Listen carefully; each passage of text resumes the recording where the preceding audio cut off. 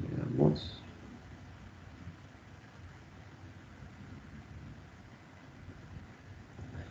A ver, yo les subí un video. eh, no sé si lo vieron. Era básicamente la clase del otro curso. Lo pudieron ver.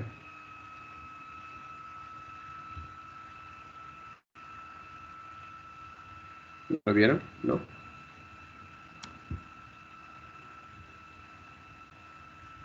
Sí, mister. Sí. Gracias. Lo que yo les quería decir era que eh, hace- dame un segundo, lo que pasa es que no escribo.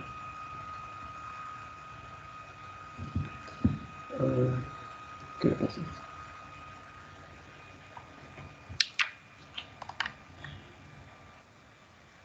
A ver, yo les decía, este es un perno, ¿no? O puede ser un elemento de cualquier cosa. Entonces, cuando usted tiene una máquina, yo les decía, imagine a ese jugador, bueno, alguien más lo dijo, ¿no? Yo no dije eso. Ese jugador de fútbol que entra a la cancha, juega 5 minutos y se rompe siempre algo, se lesiona y todo así. Y en cambio usted tenía la versión Pro. Por ejemplo, tenía Maradona. Jugaba siempre los 90 minutos y así con el tobillo hinchado ganaba la Copa del Mundo. ¿Sí? En cambio acá teníamos a alguien que no estaba apto para ese tipo de actividad. ¿Sí? O para ese tipo de carga. Entonces el cuerpo de esa persona experimentaba lo que se llamaba fatiga. ¿Sí? La fatiga podía ser, por ejemplo, si él lograba correr 100 metros en, qué sé yo, 10 segundos, supongamos. Cuando experimenta fatiga, él no llega ni a los 50 en 20 segundos. O sea, baja el rendimiento, ¿sí? En el mejor de los casos. En el peor de los casos es sencillamente que comienza a experimentar calambres, comienza a experimentar que se le rompen los ligamentos, etc. En cambio, el pro corre, corre, corre y mete los goles y marca la diferencia. Entonces, teníamos un fenómeno parecido a lo que les decía en el video, en lo que es maquinaria. Cuando usted trabaja con maquinaria, eh, cuando usted trabaja con maquinaria,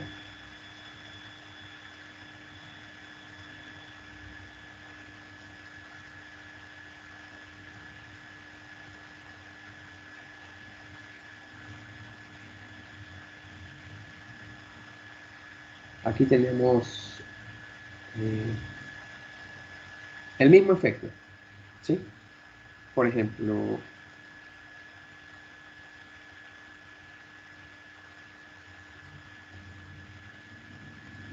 yo tengo una viga en cantilever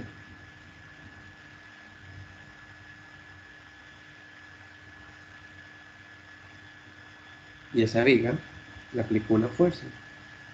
Yo sé que si le aplico la fuerza y la dejo ahí, o sea, solo le aplico la fuerza y la dejo ahí, yo sé que esa viga se va a deflejar, ¿sí? Y yo ya sé que yo puedo calcular esa deflexión.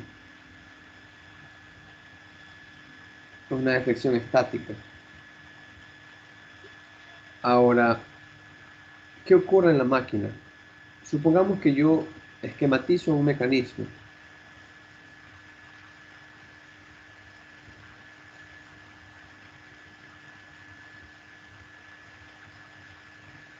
Entonces,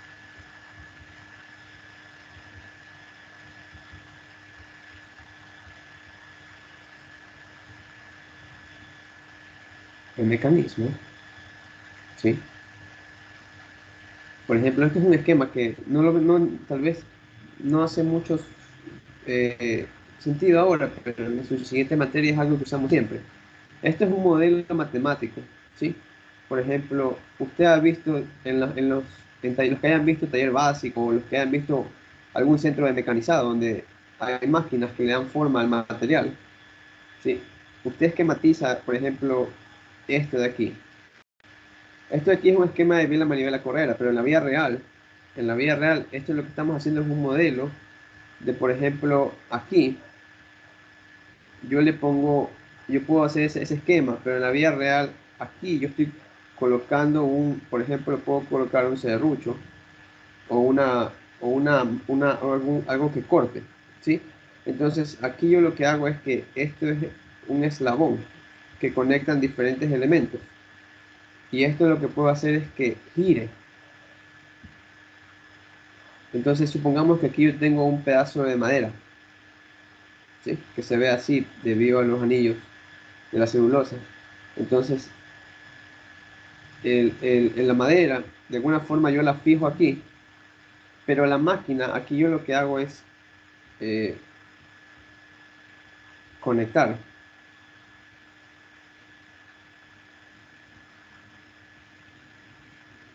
¿Sí? Aquí tengo yo, por ejemplo, tengo el motor.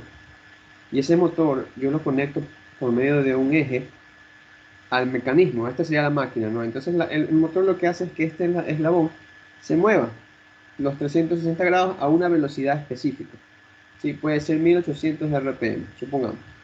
¿Sí? Entonces esto transforma el sentido del movimiento y aquí lo que hace es moverse solo hacia adelante y hacia atrás. Y es lo que es como una serruchadora automática. Así funciona. Entonces, en la siguiente materia vemos cómo describir lo que usted ve en la vida real como un modelo, que esto es lo que estoy haciendo. El detalle es que, por ejemplo, aquí, esto de aquí se conoce como una junta. Y esa junta, si la vemos en la vida real, sería algo más o menos así. Entonces son dos eslabones, dos y tres, en los cuales le pasa un perno. Sí, debe haber un hueco que le permita pasar un perno por aquí.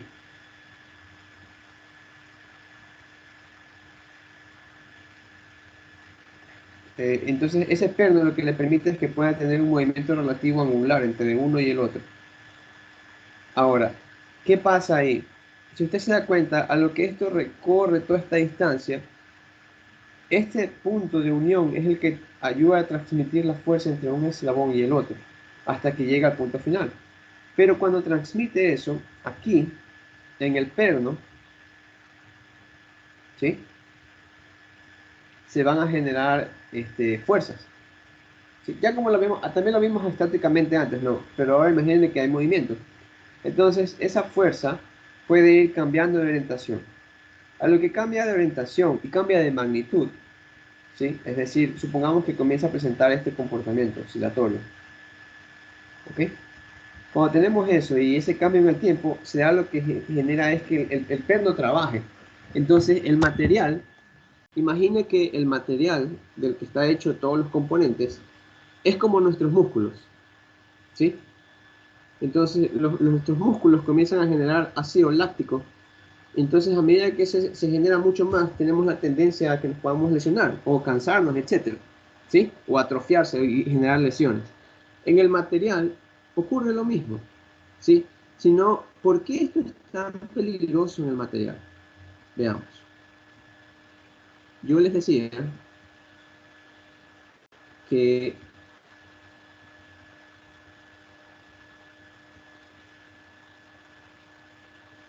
nosotros teníamos nuestra curva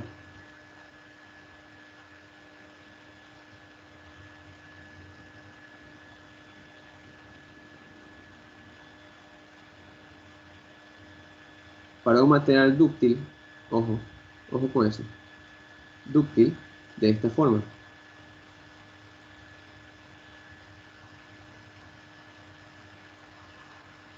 Tengo sigma y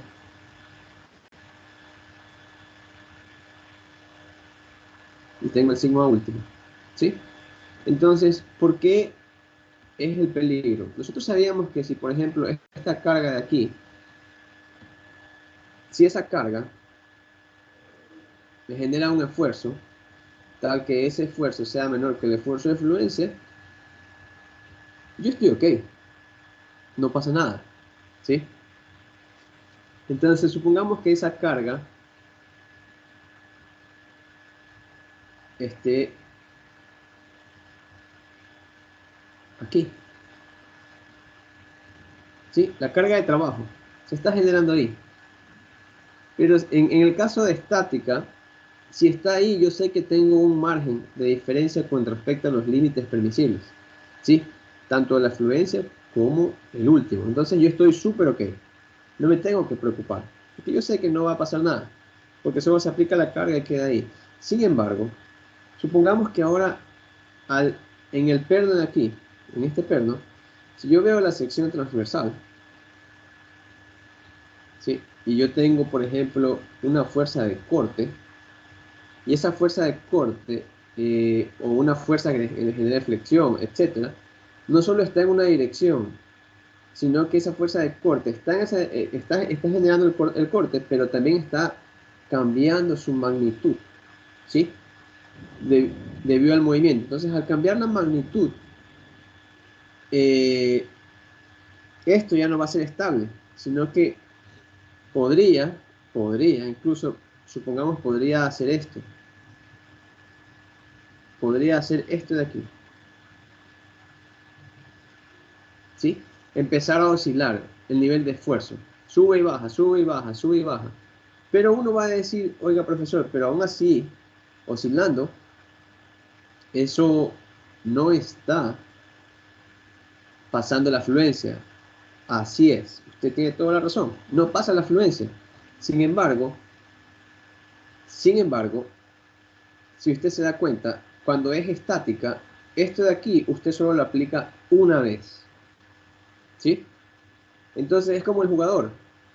El jugador,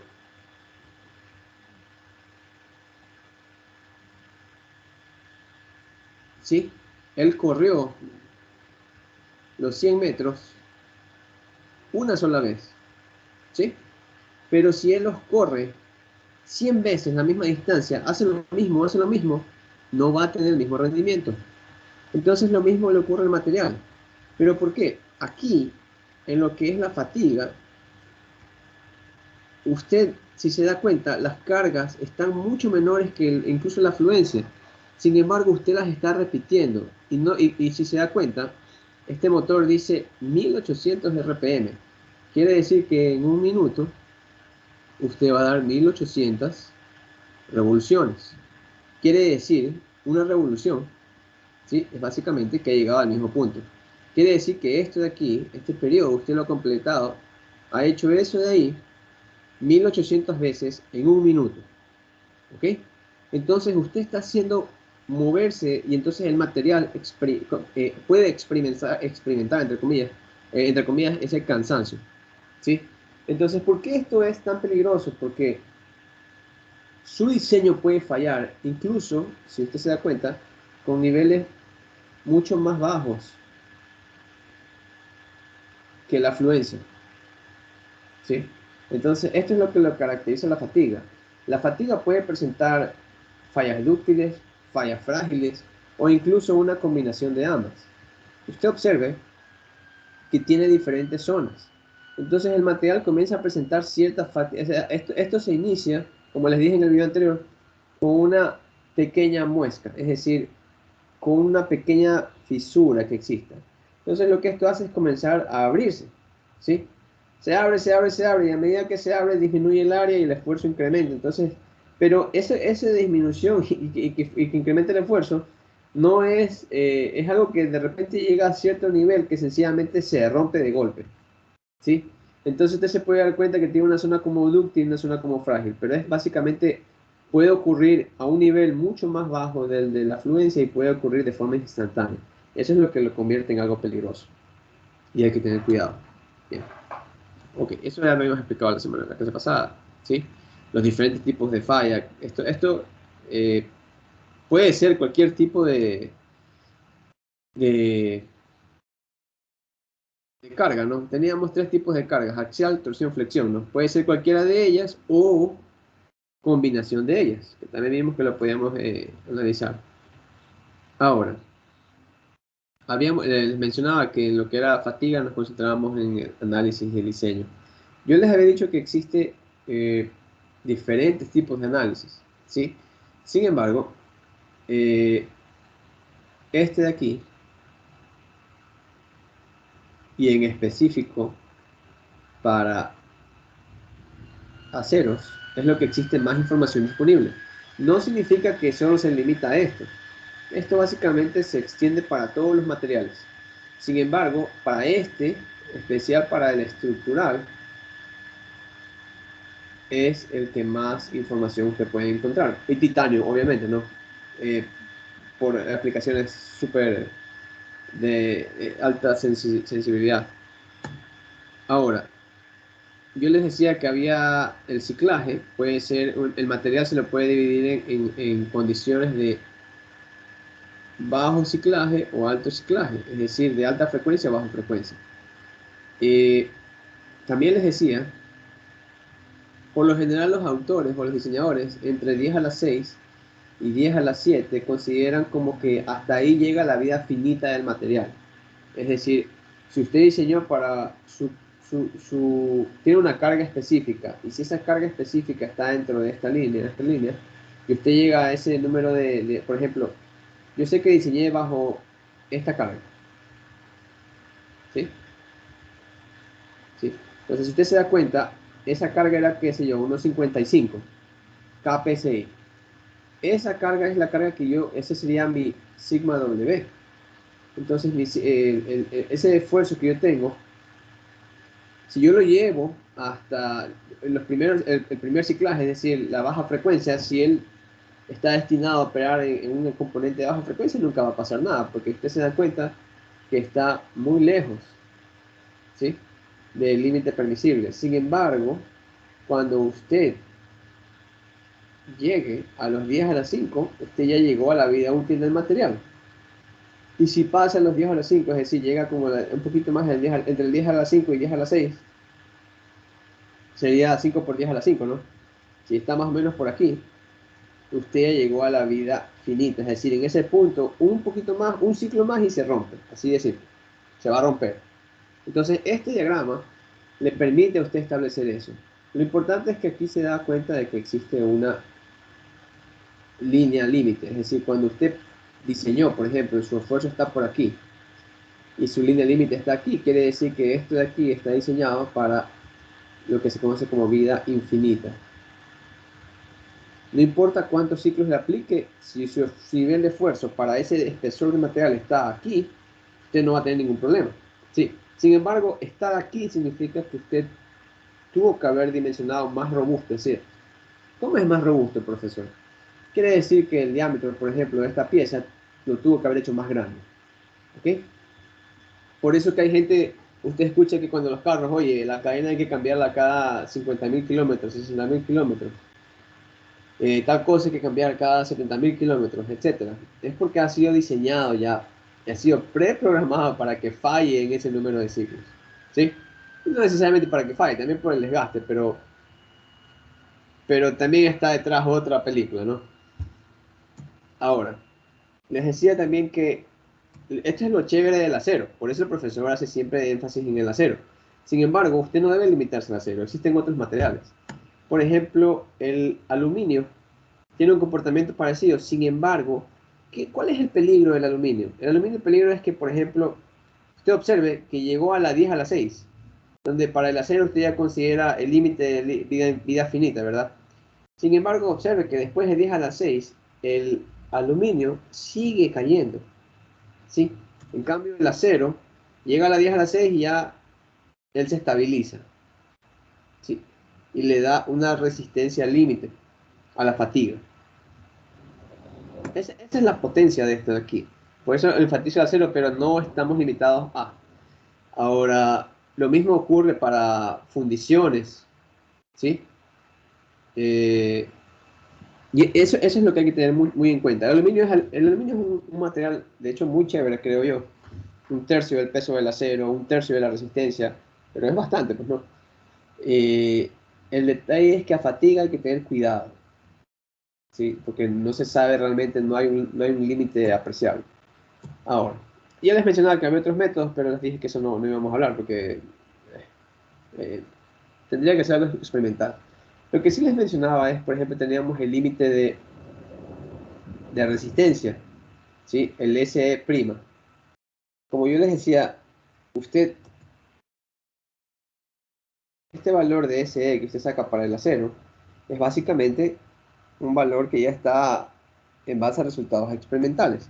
Pero no siempre podemos tener resultados reales y experimentales y teóricos de todo lo que hacemos. Entonces, varios investigadores han hecho esta gráfica, seguro les debe haber tomado muchos años. Tienen aceros al carbono, aleaciones de acero, tienen fundiciones de hierro. Se dieron cuenta que había un comportamiento oscilatorio, más o menos aquí a partir de los 200 kpsi. Cuando es menor que eso, existe una linealidad y le dice, oye, el SE', ¿sí? La resistencia límite en la fatiga es aproximadamente 0.5 la resistencia última, ¿sí? Porque esto se lo grafica versus resistencia última. ¿Qué quiere decir eso? Que básicamente aquí existe una linealidad, si se dan cuenta en estas gráficas. Por eso le sale 0.5 a CUT. ¿Ok? Ahora, cuando es mayor a los 200 kpsi, ellos ya se dan cuenta que existe un límite asintótico aquí. ¿Sí? Entonces dice, mira, si eso es mayor, si eso es mayor, ojo que aquí incluye, pero cuando es menor, está incluido menor, y cuando es mayor, dice, considera que el S' vale 100 kpsi. ¿Sí? Esto es importante tener en mente. Ok, dicho eso, ¿para qué sirven esos valores? Sencillamente esos valores me sirven para estimar la vida útil de ese material. Y vamos a ver más adelante eso. Ahora, yo les decía que no se puede tener esa información para todas las piezas. ¿Sí? Por ejemplo, este SE es la resistencia límite de la vida, pero para ya un diseño específico de una pieza, ¿cuál probeta? Esta de aquí. Sin embargo, no puedo tener eso para todos los materiales, entonces lo que se hace es, esto de aquí se conoce como la ecuación de Marin, o Marin, de hecho, Marin es porque está en otro idioma. La pronunciación es Marin. ¿Qué hace esto? Tiene el SE prima, es decir, una viga rotacional, una probeta, así como hacemos ensayo de tensión, de flexión y de torsión, existe el ensayo de fatiga. Pero esta información es sacada de una viga rotacional, en el que sacan el límite de resistencia, o el límite de resistencia a, a la fatiga. Entonces, ahí lo que hace es, oye, él dice, mira, el límite de resistencia real no es solamente lo que tú sacas en el laboratorio. Esto de aquí es lo que saca del lab. ¿Ok? Pero no solamente tú deberías usar eso para cuando estás diseñando. Marín decía, mira, vamos a usar una serie de coeficientes que lo que hagan es penalizar este valor. Es decir, dependiendo del tipo de material, yo estos factores lo puedo hacer más chiquito. Es decir, estos factores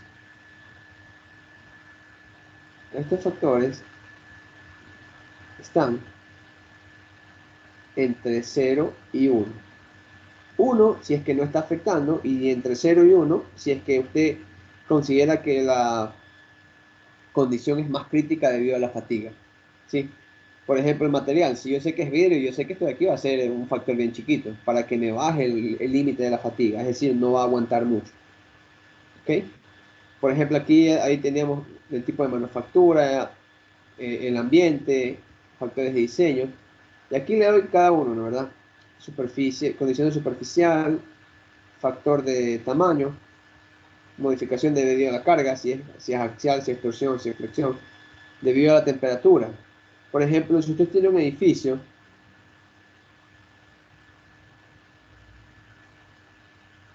y el edificio está en llamas, ¿sí? La estructura se va a debilitar porque a medida que incrementa la temperatura, las propiedades del material cambian y pueden disminuir, y eso es lo peligroso. Aquí hay algo interesante que por lo general estoy seguro que no han visto en las otras materias, o no se dan, pero en diseño se incluye la parte estadística, ¿sí? En la parte estadística esto se denomina un factor de confiabilidad. Ese factor de confiabilidad trabaja con las probabilidades, es decir, mi diseño tiene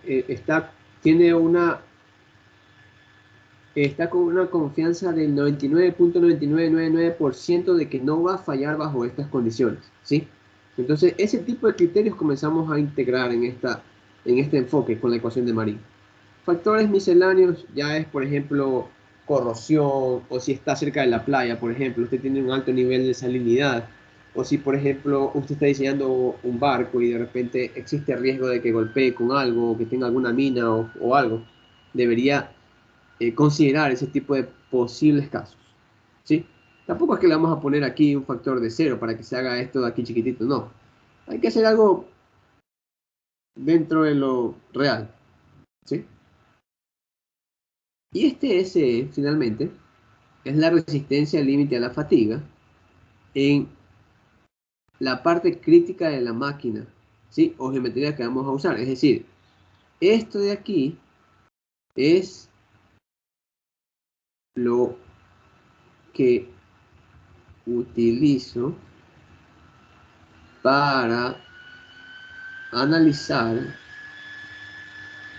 en el punto crítico, ¿sí? Si se dan cuenta, por eso yo les decía, ese capítulo es el corazón de la ingeniería. ¿Cómo sacar el estado de esfuerzos? Eso es la base del diseño, ¿sí?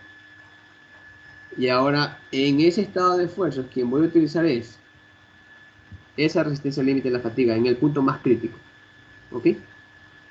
Ahora, con respecto a estos factores de Marín, factores de Marín se llaman, ¿sí?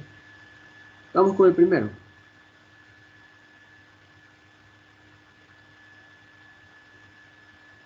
El primero se conoce como factor superficial, el de superficie. ¿Qué quiere decir eso? Marín me dice, mira, mis colaboradores han detectado, ¿sí? ¿Cuáles colaboradores? Estos de aquí, Nolan Nixon. ¿Sí? Entonces ellos dicen, ya han detectado que existe una correlación para ese factor. ¿Cuál es la correlación? Un factor A y un factor B, ¿sí? Y la resistencia última a la tensión. ¿Cómo hago eso? Primero, yo sé que el SUT, ¿de dónde obtengo esta información?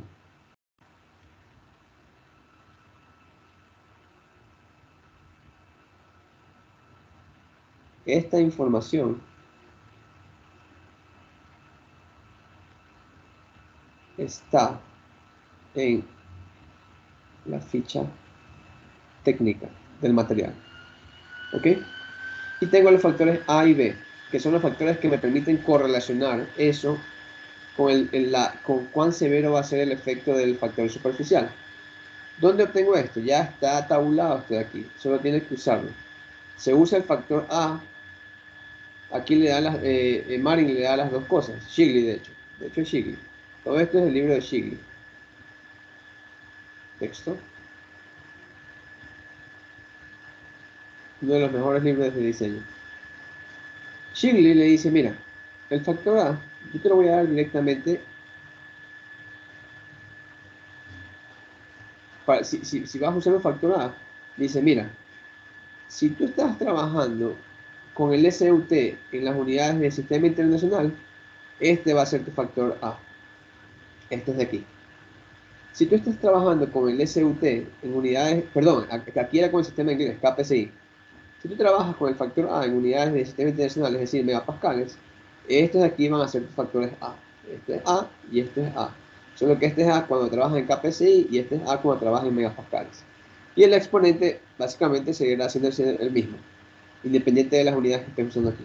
Ahora, ¿cuál es la diferencia? ¿Por qué hay cuatro valores? ¿Se acuerdan que al principio hablábamos del material, verdad? En el primer capítulo. Eh, Aquí está cada uno de ellos, cómo ha sido preparado superficialmente. Es decir, el acabado superficial que le está dando.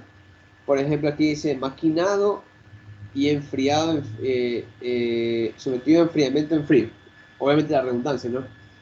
Pero es la traducción que estoy haciendo. Eh, ¿Qué quiere decir eso? Es decir, usted lleva la pieza al taller y le pasan una lima encima y lo deja ahí, ya está. Entonces ahí usted hizo este tipo de proceso de mecanización. Acá tiene otro que se llama hot roller, es decir, usted tiene el lingote. ¿Se acuerda que yo les mencionaba al principio de la clase que sale el lingote al rojo vivo? O sea, como un rectángulo de acero que sale al rojo vivo y se lo está dando una forma, pero está al rojo vivo, ¿sí?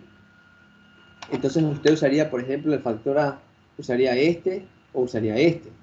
Y aquí tiene lo que es forjado, es decir, que le comienzan a dar como que golpes para darle una forma específica. Entonces ahí usted puede sacar, dependiendo de qué tipo de proceso de acabado, esto se llama, este es el acabado superficial, esto de aquí significa acabado superficial. Entonces, en base a eso usted le puede dar, sacar cuánto vale ese factor K, el primerito. ¿Ok? Ese es el primero y así tenemos que hacer para cada uno. Para cada uno hay una información. Aquí tengo factor de dimensiones. ¿Sí? ¿Cuál es el factor de dimensiones?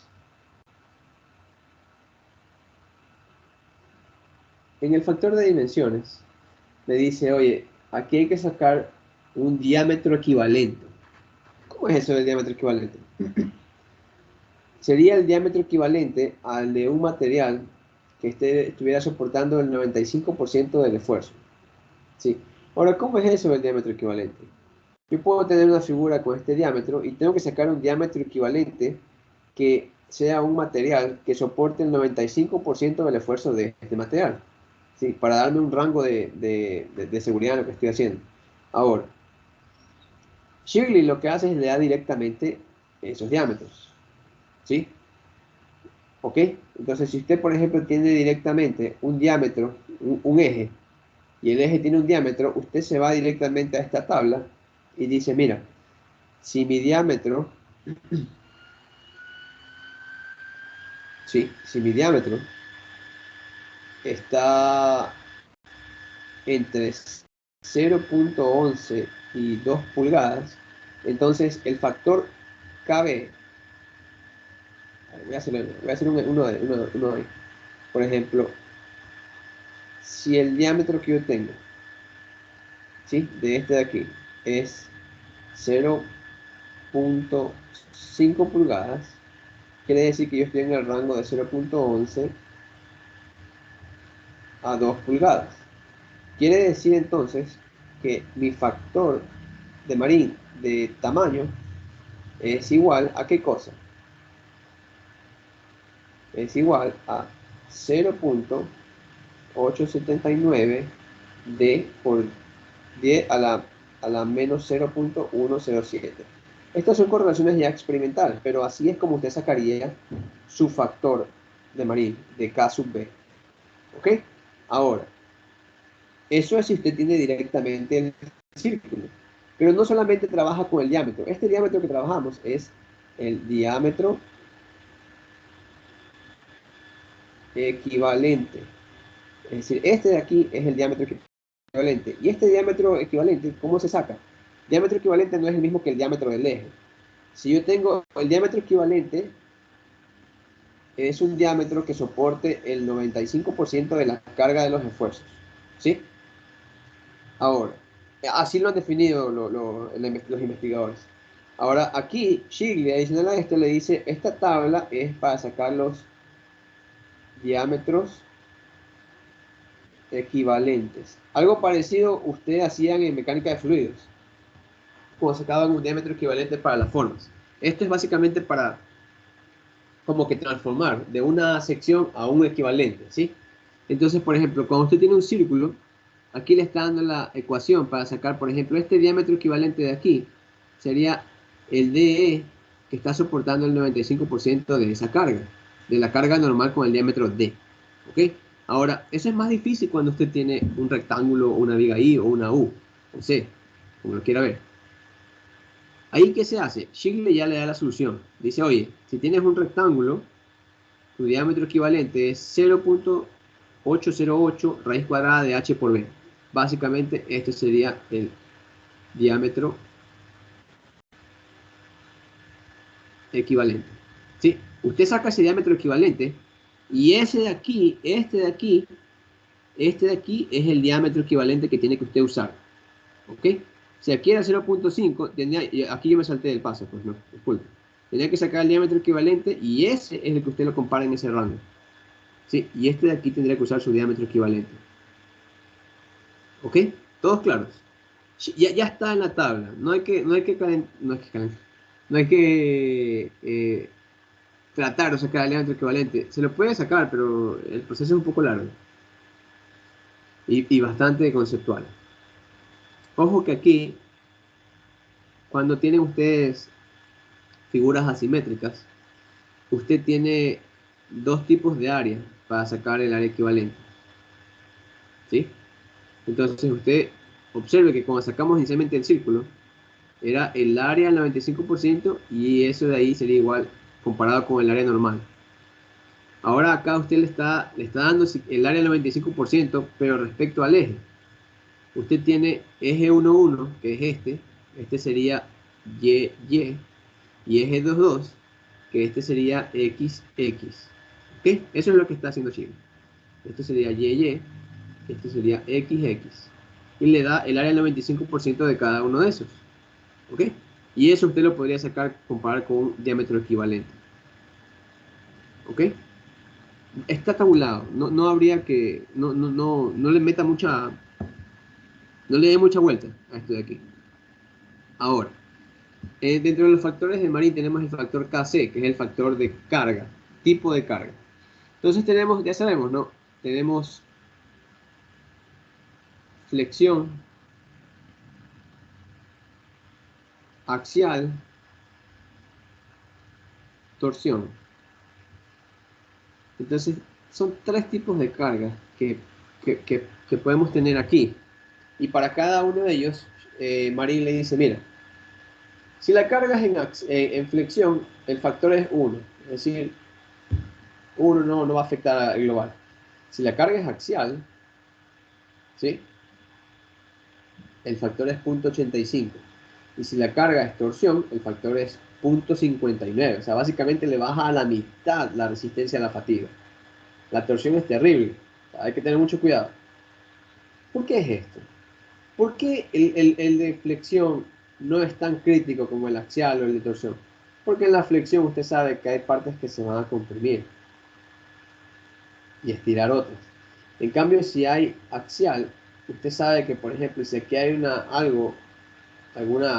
porosidad, o en la torsión también hay alguna porosidad, aquí va a comenzar su falla. También tenemos el factor de temperatura.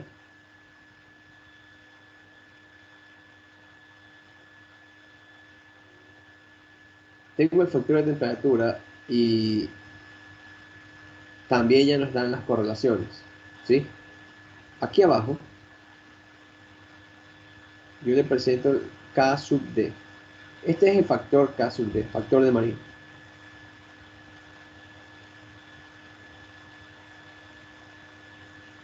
Ese factor de Marín, ¿qué hace? Si se da cuenta, me relaciona el ST y el SRT. Sí, es el ratio. ¿Qué quiere decir eso?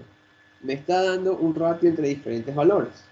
¿Por qué hace esto? Porque la resistencia, ¿sí?, de los materiales comienza a cambiar con la temperatura. Ahora, observe que a una temperatura de 20 grados Celsius, aquí le da Shirley le da la escala en sistema internacional y en sistema inglés. Observe que le dice temperatura 20 grados Celsius. Ok, si tienes esa temperatura, tu factor K sub D va a ser 1, es decir, no pasa nada. Pero observe que a medida que la temperatura aumenta, el factor de Marín de la temperatura disminuye. ¿Sí? Es decir, mientras más alta la temperatura, tu resistencia va a ser menor. Por ejemplo, aquí llegamos a los 600 grados Celsius y le indico que su factor de Marín, de K sub D, es igual a 0.549. ¿Ok?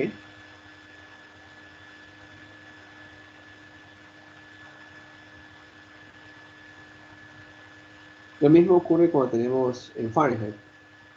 Ahora, usted lo puede hacer de esta forma. ¿Sí? Esta es una forma de hacerlo ya con la tabla. Usted lo puede hacer así. O si quiere, también puede usar la ecuación. Esto de aquí es una ecuación, ¿sí? Que le está relacionando el factor de Marín de la temperatura con la temperatura misma que está experimentando. Ojo, esta ecuación es válida para el rango entre 70 a 1000 grados Fahrenheit, ¿sí? Es decir, de aquí a acá. Le está dando una ecuación que puede usar usted en ese rango. Y que es práctica, ¿no? Entonces, ¿por qué? Porque usted, por ejemplo, aquí se da cuenta que son posiciones discretas, 70, 100, 200, 300.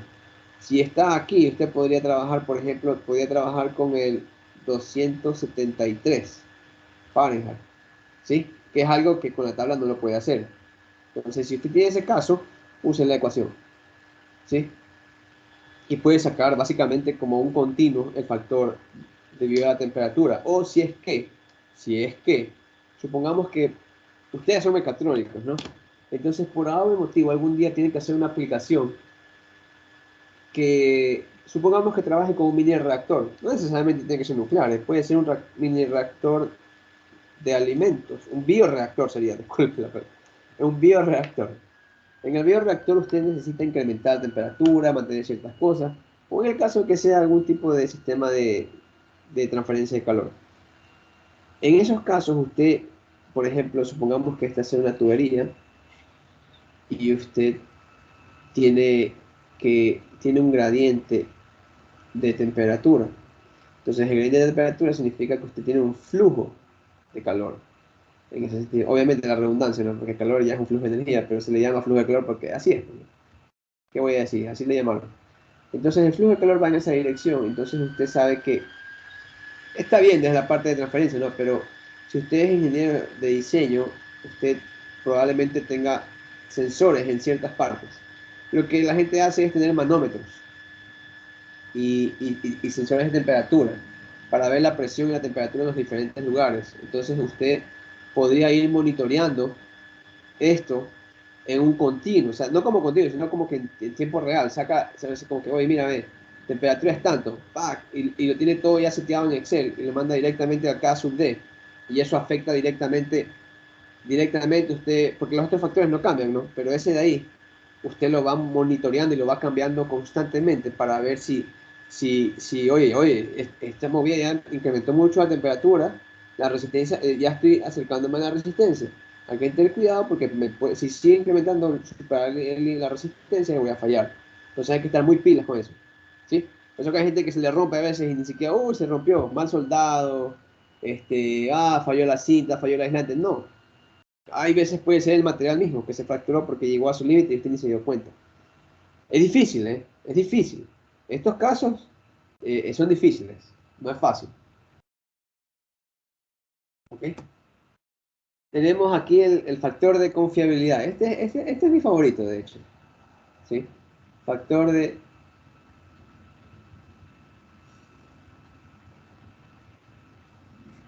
confiabilidad. ¿Por qué? Porque usamos estadística. ¿Por qué? Porque las propiedades de los materiales son estadísticas en naturaleza. Porque se las saca de forma experimental y usted tiene variaciones. Tiene normal, tiene media, tiene normal, tiene media, tiene desviación estándar, intervalos de confianza, etcétera. Ahora, este es como se denomina el factor de confiabilidad. El 1, porque el 1 es como que si está todo ok, menos 0.08 ZA. Ese ZA lo sacamos obviamente de la distribución normal, ya voy a mostrar la tabla, pero estoy seguro que ustedes ya lo han visto en estadística. Estoy 100% seguro que ustedes tienen que haber visto esto de aquí. Ahora, aquí es chévere porque, oye, Shigley te dice, mira, tranquilo, en caso que no seas bueno en estadística, yo te doy una tabla ya en la que te digo, mira, confiabilidad 50%, la transformación sería Z sería 0, obviamente ya voy a mostrar la gráfica de eso, pero eso implica que tienes un factor de confiabilidad de 1, ¿sí? ¿Ok? Es decir, tú estás considerando que al decir esto que el factor es 1, usted se da cuenta, hay como que un choque mental, ¿no? Dice, oye, tengo factor 1, pero 1 es el máximo, ¿quiere decir que es lo mejor? No es lo mejor, porque si tú quieres confiabilidad, quiere decir que si esto baja, tus dimensiones, por ejemplo, el diámetro, va a subir, lo que hace tu diseño más robusto, es decir, que pueda soportar posibles cambios. Entonces, cuando tú lo tienes en 1, quiere decir que estás al 50% de confiabilidad, porque te salió 0 la transformada ZA. Es decir, no es tan confiable el tener 1. Observe que a medida que uno incrementa la confiabilidad de su análisis, lo que pasa es que, por ejemplo, aquí, 90% ya bajó a 0.897. Al hacer este 0.897 quiere decir que aquí, este de aquí, va a ser 0.897. Al hacer eso quiere decir que el diámetro de mi eje, ¿sí? Probablemente, no probable, seguramente va a ser más grande, ¿ok? Va a ser más robusto. Entonces, a medida que yo voy bajando, por ejemplo, aquí ya, 99.999% de confiabilidad, ya observe que los cambios son grandes, ¿sí? Y al 99.9999% ya el factor de confiabilidad es 0.620, ¿sí? Ahora, esto sale de la distribución normal, ¿sí? Y la transformada Z. Estas tablas las pueden encontrar en el... Shigley se las da, ¿sí? Obviamente es conocimiento ya universal, pero también las puede sacar de un libro de estadísticas y si es que quiere verificar más a detalle. Pero si no, y usted usa directamente la tabla que le da Shigley, muy bien. Cualquiera de las dos formas lo puede hacer. ¿Ok? ¿Por qué usaría yo la tabla? Porque sencillamente puede que usted quiera trabajar con algún otro valor que no está en esta tabla de aquí. ¿Todos hasta ahí? ¿Alguna pregunta?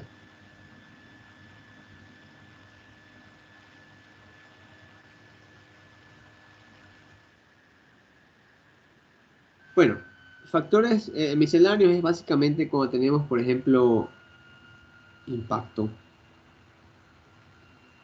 en el ambiente, por ejemplo, corrosión, los diferentes tipos, ¿sí? Interfase de material, tipo de operación, etcétera. Ya es como que tendríamos un factor, por ejemplo, yo sé que si mi material es algo que va a estar en un barco o en un avión, yo debería más o menos decir, oye, ¿sabes qué? Tal vez yo le puedo poner un 0.8 aquí, porque considero que esto existe un 80%, un 20% de probabilidad de que esto llegue a golpear con esto de aquí. No sé, se me ocurre en este instante, ¿no? Ya este de aquí es como que este caso F, perdón, es como que, imagínese que usted tiene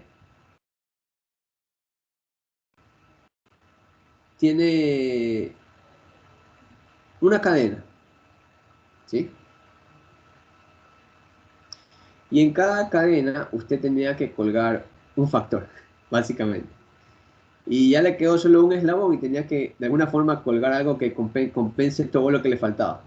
Este va aquí, ¿sí? Él ya mete ahí todo lo que probablemente tengas que considerar. O sea, algo que, no todos por ejemplo, ¿qué pasa si la aplicación o la máquina que usted está haciendo es en un ambiente, por ejemplo, con alto polvo? ¿Sí? Entonces ahí usted va a tener abrasión por la material particulado. Puede existir ese ahí un desgaste. Entonces usted dice, ¿sabes qué? Oye, ponle un punto 9 porque va a haber desgaste aquí. Cosas así. ¿Ok? Bien. La verdad que un análisis de lo que es concentración de esfuerzos y cuán sensibles son los diseños al notch, a los huequitos. Eso que, por ejemplo, teníamos esto así. ¿sí? Los concentradores de fuerzas que teníamos, ¿sí? Cuán sensible es en nuestro diseño, es decir, cómo se pueden manifestar ellos, ya sea en axial o en cortante, como factores de concentración. Y cómo podemos analizar cuán sensibles pueden ser estos factores. También ya está tabulada esta información y, por ejemplo, se la da en función, por ejemplo, aquí dice que la curva es eh, cuán sensitivo es ese hueco respecto al tipo de material, ¿sí? Por ejemplo, aquí le da para aceros y para aluminio. Estos son los dos materiales más usados, definitivamente. Y por ejemplo, aceros. Vamos a ver un acero que tenga un 200 kPsi, tiene más o menos esta curva. Y si el radio, por ejemplo, ¿cuál radio? El radio de aquí tiene su diámetro, quiere decir que el radio es igual a diámetro sobre 2. Es 0.08 en pulgadas. Básicamente, usted tiene que estaría aquí, chocando en ese punto. Al tener eso, usted sabe que la sensitividad, el valor Q, va a ser aproximadamente, qué sé yo, supongamos, ¿no? 0.95. Supongamos, porque en el medio era 0.9. Si eso es 0.95, entonces, ¿para qué me sirve ese Q? ¿Sí? Esta es una tabla de la sensitividad con respecto al diseño. Pero ¿para qué me sirve eso? Si usted se da cuenta, si usted se da cuenta, eh, eso me serviría para cuantificar, ¿qué cosa? Estos dos de aquí son concentradores de esfuerzo en fatiga. ¿Okay? Quiere decir, cuando nosotros analizamos al inicio, veíamos concentradores de esfuerzo, pero en carga estática. Pero ahora aquí se le pone la F porque es un concentrador de esfuerzo en fatiga. Es decir, nosotros, este gráfico me da, por ejemplo, yo puedo sacar el concentrador de esfuerzo en estática, ¿lo puedo sacar? Sí, lo puedo sacar directamente con ciertas fórmulas que ya les mostré una gráfica la otra vez. Ahora, esta gráfica es para sacar el concentrador de esfuerzo en fatiga. Entonces lo que se hace es ver cuán sensible es mi diseño al efecto de este concentrador de esfuerzo para curvas, ¿sí? Entonces lo que hace es relacionar las dimensiones con el factor de sensitividad. Y observe que aquí le da la ecuación. Ya está hecho esto. O sea, hay que usar el resultado. Esto es hecho por gente que se ha dedicado años a esta vaina. Ahora, aquí observe que tiene 2K. Este K es el concentrador de esfuerzos en estática.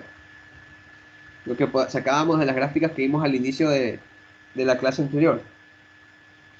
Y este de acá es el concentrador de esfuerzos en fatiga. ¿Cómo los podemos correlacionar? Los podemos correlacionar mediante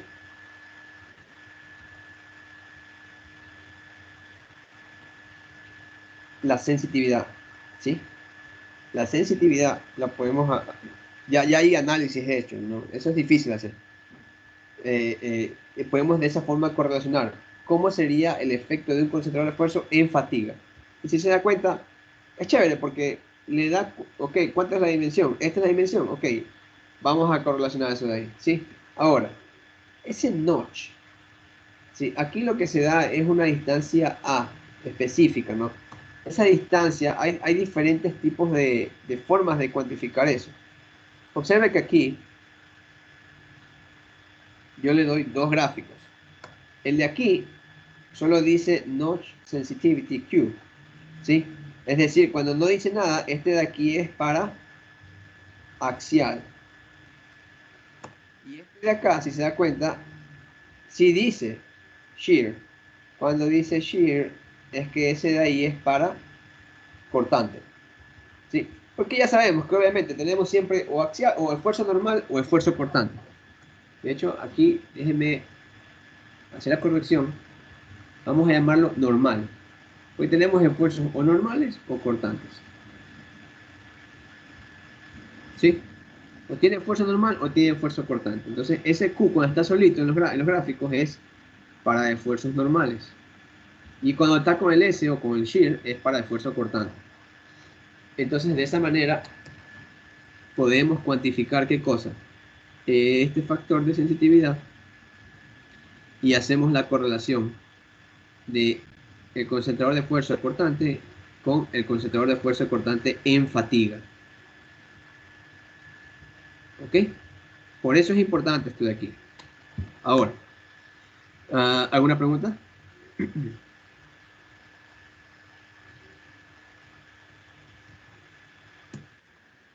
A ver, esa distancia que yo les decía, R, también se la puede correlacionar con lo que se denomina la ecuación de Newell, ¿sí? El R y el A, básicamente, ese A es básicamente como que la dimensión de la grieta. O sea, más o menos aquí está A. Esto lo pueden hacer, pero tendrían que investigar más. O sea, se lo puede calcular directamente así, pero usted tendría que cuantificar A. Y el A es básicamente se lo puede cuantificar, es decir, cuánto sería el tamaño del agujero o la porosidad que tenga en un material. ¿Sí? Ya le da en función del material. Usted lo puede sacar, es bien chévere, de hecho, y lo reemplaza aquí directamente. ¿Cuánto sería el factor de concentración de fuerza versus el radio, la dimensión? Sin embargo, esto de aquí usted también lo podría usar si es que usted está haciendo el hueco. ¿Sí me entiende? Por el cambio de sección o cosas así. Ahora, ¿alguna pregunta hasta ahí?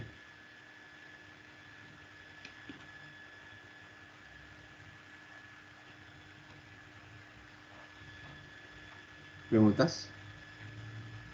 Bien. Vamos a ver esto. Esto es lo que se denomina eh, esfuerzos fluctuantes. ¿Sí? Esta es la parte que yo les mencioné algo al principio, ¿no? Esta fluctuación es lo que genera la fatiga. ¿Sí? Eso es lo que tenemos que tener en cuenta, las fluctuaciones. Las fluctuaciones pueden ser de diferentes tipos. Siempre van a ir desde una fuerza máxima a un mínimo. Ahora, esa fuerza máxima y mínima, si usted se da cuenta, van a tener un comportamiento tal que yo voy a tener una fuerza máxima y una fuerza mínima. Asimismo, yo voy a tener un valor de fuerza promedio y un valor de sigma de amplitud, ¿sí? De la fuerza. Entonces, aquí ya se da el comportamiento que usted puede ver, puede tener esta forma, puede tener esta forma o puede tener esta forma. Pero los valores importantes siempre a sacar son el máximo, el mínimo, el medio y el de la amplitud o alternante que le dicen algunos. ¿Ok? ¿Por qué? Con esos valores, ¿sí? Estos son los tres posibles casos que podríamos tener. Obviamente para la compresión también podría haber. Pero estas variaciones, ¿sí? Así mismo como yo saqué, aquí saqué fuerza, ¿no? Obviamente si lo divido para el área voy a tener el esfuerzo.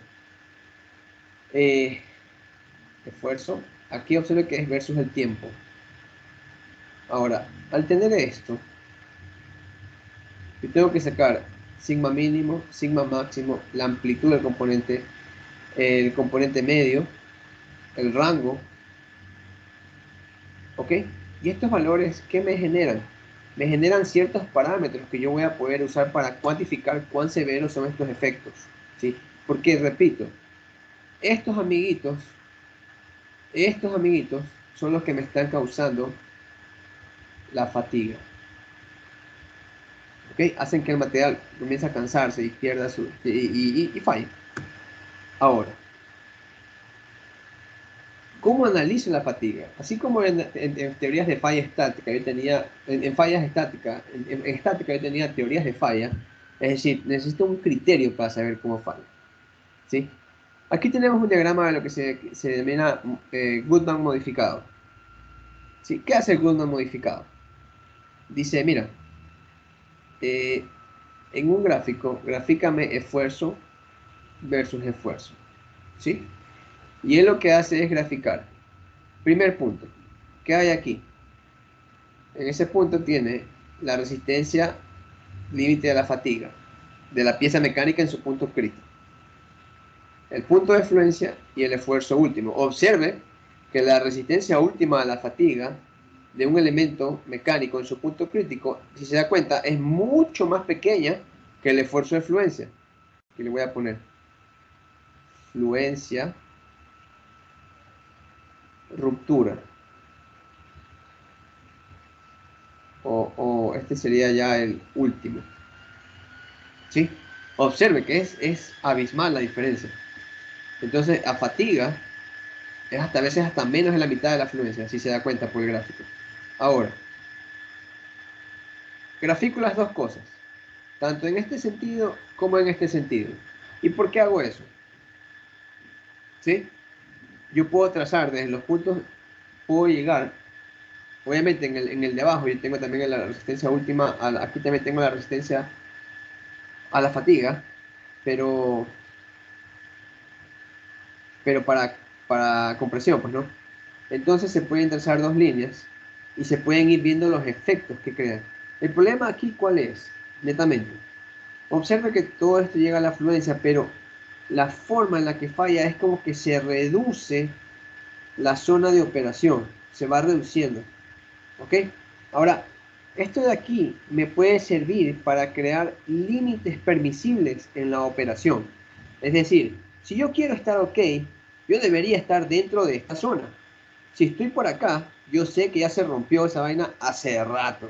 ¿Sí? Y supongamos, miren el sigma medio que está aquí. ¿Ok? Y aquí está el esfuerzo de fluencia. Si yo estoy por aquí, se rompió esa vaina. ¿Ok? Eso quiero llegar. Observen, no he pasado la fluencia, pero ya se rompió. Entonces, eso es lo peligroso de este tipo de comportamiento en, fatiga. Ahora, este gráfico es difícil de verlo, ¿sí? Y este gráfico ya es un poco más sencillo, pero nos da a ver las amplitudes de los ratios, ¿sí? Ahí se ve que hay un comportamiento asintótico, pero aún así sigue siendo difícil observar. Ya esto de aquí es con información experimental. Entonces, eso no es que todo el mundo va a estar prestando cuenta de eso. Entonces, para eso los ingenieros y científicos crearon ciertos gráficos, ¿sí? Por ejemplo, este es un gráfico de máster de fatiga para el acero IC 4340. Un acero, de nuevo, tiene ciertas escalas, tiene ciertos puntos, pero nos da el comportamiento de esto, ¿no? En función del número de ciclos, pero aún así sigue siendo difícil poder entender esto de una forma normal. Lo presento porque esto es clásico, ¿no? Pero, ¿qué hicieron los científicos y los ingenieros? ¿Sabes qué? Sácame una teoría de toda esta vaina que sea fácil de implementar y que me dé rápido una forma de poder hacer cómputos. Es decir, yo entiendo tu gráfico, yo entiendo tu gráfico. Si se da cuenta, está graficando aquí mid-range con alternating stress. Es decir, está graficando esto versus esto. ¿Sí? Pero me dice, ok, este está más chévere porque tú me estás dando un resumen de los efectos. Y ahí yo puedo ver y puedo sacar curvas, por ejemplo, 10 a la 4, 10 a la 5, pero no voy a tener así n curvas para cada ciclo, pues no. Ahí fue el clímax de estos ingenieros. Sacaron diferentes teorías. Sí, si se da cuenta, en el eje las abscisas y las ordenadas, respectivamente, usted va a tener, por ejemplo, en el vertical, el sigma A y en el horizontal, el sigma M. ¿Cuál es el sigma A y el sigma M, profesor? Sigma M, ¿sí? Es el componente, es el sigma medio, y el sigma A es el componente de la amplitud, ¿sí? Es decir, usted primero tiene que sacar la media y después sacar la amplitud. No es complicado, aquí están las ecuaciones, y eso es estadística básica, ¿sí? No es nada nuevo. Pero, ¿qué importancia tiene eso? Que al hacer yo esos dos gráficos, yo puedo presentar diferentes teorías. Cada una de estas líneas que usted observa, ¿sí? Es una teoría. Obviamente no voy a entrar en detalle en ninguna de esas, cómo llegan a eso, porque nos tardaríamos semestres en cada una, en todo eso. Observe, aquí se dan diferentes líneas. Cada línea representa una teoría. Es decir, cada línea me representa un criterio de análisis. ¿Sí? Por ejemplo, la primera, ¿sí? Es la que se denomina Langer o Yield Line. Es básicamente que relaciona el esfuerzo de fluencia en ambos sentidos y le lanza una recta. Punto. Y él le dice, ¿sabes qué? Considera todo lo que esté aquí abajo como que no falla. Sin embargo, si usted se da cuenta, las otras teorías han dicho, oye, si tú estás fuera de mi zona, es decir, este punto, tú fallaste. ¿Sí? Entonces, por eso es lo peligroso del alternante. El alternante, que es lo que le hace la oscilación, es súper peligroso. Entonces, por ejemplo, hay otras teorías que son más, que describen mejor el comportamiento experimental. Por ejemplo, tenemos la curva de Gerber, tenemos la curva de Goodman modificado, tenemos la curva ASME elíptica y tenemos la de Soderbergh. Esto básicamente es la teoría de Gerber. Esta es la de Goodman, la ASME, y aquí la de teoría de Soderbergh, ¿sí? Si se da cuenta, la de Soderbergh es una línea, que esa línea te dice, oye, en el alternante tú máximo puedes llegar a la resistencia última en fatiga, y en la de medio tú máximo puedes llegar a la fluencia y le lanza una línea, y le dice, tú puedes operar todo lo que esté ahí adentro. Si te sales, estás, fallas. Vamos a interpretarla de esa manera. Ahora, observe que también tiene la, la curva de la ASME, la recta de la ASME. La ASME dice, oye, vas a llegar en el alternante hasta la resistencia última en la fatiga y en el del medio puedes llegar hasta la resistencia última en tensión. Obviamente le está dando un poco más de amplitud, ¿sí? ¿Sí? O sea, le da un poco más de margen para usted poder diseñar. ¿Ok? Es decir, usted podría reducir más los espesores. Además de eso, pero aquí viene la otra parte. Entonces, el detalle es que el comportamiento es no lineal.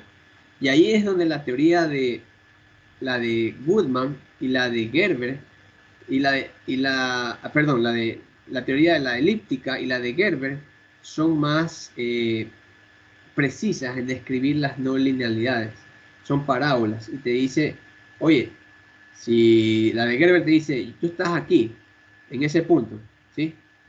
¿Por qué la de Gerber es importante? Miren ese punto que la de Gerber describe. Ese punto está fuera de todas las otras. Pero Gerber te dice, oye, tú puedes estar ahí de forma segura, tranquilo.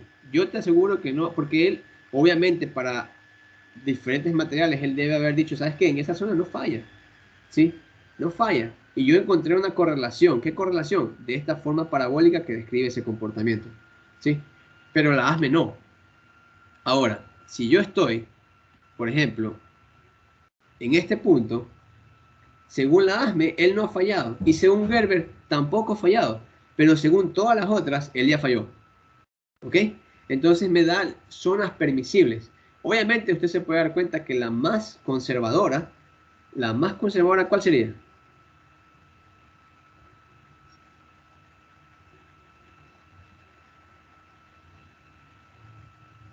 Sería la teoría de Soderbergh. Esa sería la teoría más conservadora, porque me está limitando más el rango de acción.